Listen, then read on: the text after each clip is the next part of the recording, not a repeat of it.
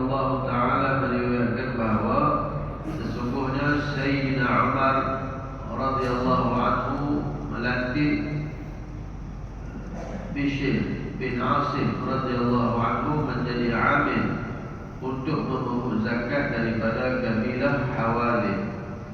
Namun Sayyidina Bishr radhiyallahu anhu tidak pergi. Sayyidina Umar radhiyallahu anhu telah bertemu dengan beliau lalu bertanya, apakah yang telah menyebabkan engkau tidak pergi?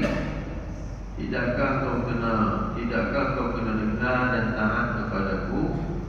Sayyidina Bishr radhiyallahu anhu menjawab, bahkan.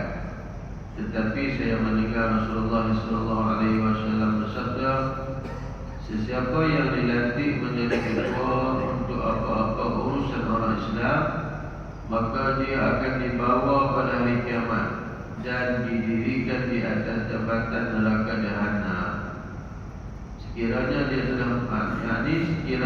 telah menunaikan tanggungjawabnya dengan sempurna, maka dia akan selamat.